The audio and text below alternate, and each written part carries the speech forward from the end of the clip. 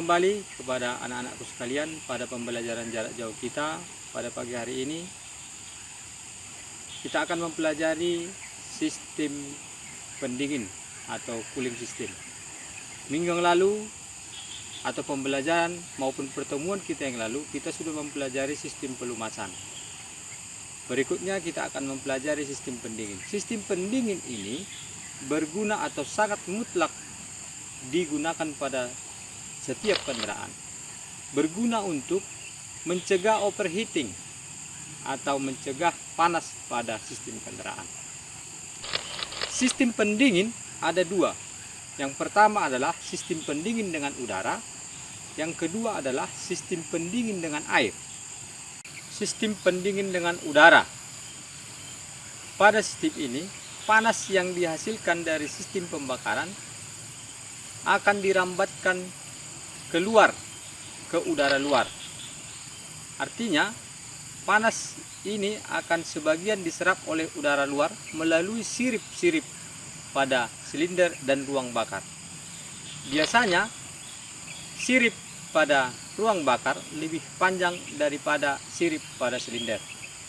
Sistem pendingin dengan air ini, sistem pendingin dengan udara ini sering kita jumpai pada sepeda motor. Yang kedua, sistem pendingin dengan air. Pada sistem ini, panas yang dihasilkan akan diserap oleh air pendingin melalui water jacket yang ditempatkan di luar daripada ruang bakar dan dinding silinder. Berikutnya adalah komponen-komponen sistem pendingin. Ada 6. Yang pertama adalah radiator. Yang kedua adalah radiator cup. Yang ketiga adalah water pump. Yang keempat adalah thermostat. Yang kelima adalah cooling system. Yang keenam adalah reservoir tank. Baik, saya akan menjelaskan keenam atau komponen keenam dari sistem pendingin ini. Yang pertama adalah radiator. Radiator berguna untuk atau sebagai tempat penampungan air yang berguna untuk mendinginkan sistem pada komponen mesin ataupun menampung air yang bersirkulasi pada kendaraan. Dalam radiator ada komponen-komponen lagi. Yang pertama adalah radiator cup. Yang kedua adalah inti radiator. Yang ketiga adalah radiator bagian atas. Dan yang keempat adalah radiator bagian bawah. Radiator bagian atas atau disebut dengan upper tank itu berfungsi untuk menampung air yang telah panas ya, dari mesin ke radiator. Sedangkan radiator bawah atau bagian radiator bawah ini berguna untuk menampung air yang telah didinginkan melalui inti radiator. Ya. Biasanya radiator bawah ini juga dipasang drain plug atau penguras daripada air pendingin. Berikutnya adalah inti radiator. Inti radiator ini ya, di dalamnya ada berupa pipa-pipa berguna untuk mendinginkan air pendingin. Sehingga air pendingin yang panas dari atas tangki tadi akan bersirkulasi ke pipa-pipa tersebut sehingga masuk ke bawah ke lower tank. Bagian yang kedua adalah radiator cup. Radiator cup ini ada dua fungsinya. Yang pertama, untuk menahan ekspansi air pendingin pada saat air pendingin menjadi panas. Yang kedua adalah untuk mempertahankan volume air pendingin pada saat air pendingin dalam keadaan panas maupun dalam keadaan dingin. Pada radiator cup ini ada dua terdapat katup. Yang pertama adalah katup tekan, yang kedua adalah katup vakum. Katup tekan ini berfungsi ya, apabila air pendingin dalam keadaan panas, maka katup tekan akan ditekannya sehingga air yang telah menguap ini akan mengalir ke reservoir tank. Nah, yang kedua adalah katup vakum.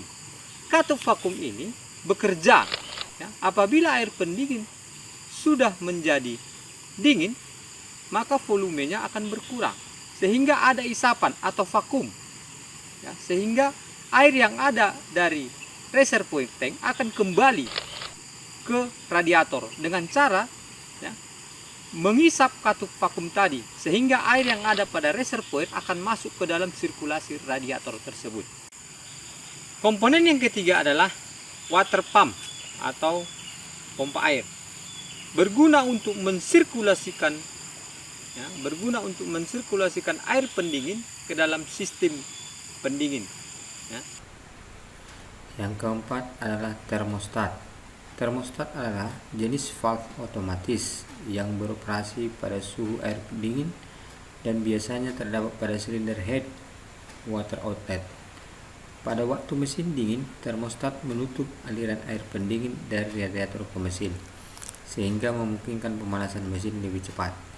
Artinya, termostat ini pada suhu tertentu 80-90 derajat Celcius, maka katupnya akan terbuka ya, sehingga air akan mengalir ke radiator. Jenis termostat ada dua. Yang pertama adalah dengan katup bypass seperti ini katup bypass ya, komponennya yang pertama adalah valve, yang kedua silinder, yang ketiga bypass valve, yang keempat wax, dan yang kelima adalah jingle valve. Yang di sebelahnya adalah jenis termostat tanpa katup bypass, artinya nomor 3 ini tidak ada di gambar ini.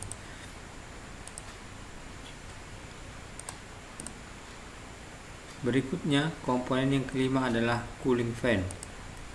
Cooling fan berguna untuk mensirkulasikan atau mengalirkan udara melalui sirip-sirip yang ada pada radiator. Cara membangkitkan aliran udara ada dua cara, dengan menggunakan kipas atau cooling fan dengan kecepatan atau pada lari kendaraan. Maksudnya untuk membangkitkan aliran udara itu ada dua jenis, menggunakan kipas atau dengan kecepatan dari kendaraan tersebut. Cooling fan ada dua macam, diputar menggunakan motor listrik, diputar oleh mesin perantaraan tali kipas dengan fan belt ya, artinya cooling fan yang ini, kipas ini dapat digerakkan dengan motor listrik dan dapat digerakkan oleh mesin itu sendiri melalui puli dan fan belt. Supaya kerja radiator lebih efektif, ditambahkan long life coolant pada air radiator atau sering disebut dengan coolant pada air radiator. Yang keenam terakhir yaitu reservoir tank. Reservoir tank ini berfungsi untuk menampung kelebihan air dari radiator pada saat terjadi pemuaian air dalam radiator dan mengembalikan air ke radiator pada saat tekanan di dalam radiator turun. Artinya yang tadi sudah saya jelaskan, di katup tutup radiator ada katup tekan dan katup hisap ya. Katup tekan dan katup hisap atau katup vakum ya. Apabila katup tekan itu terbuka, maka dia akan mengalirkan ke reservoir tank. Setelah tekanan turun, maka air yang ada dari reservoir tank akan kembali ke sistem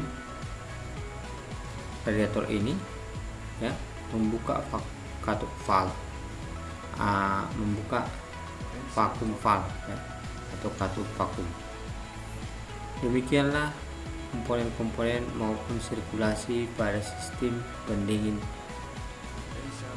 pada pelajaran kita kali ini.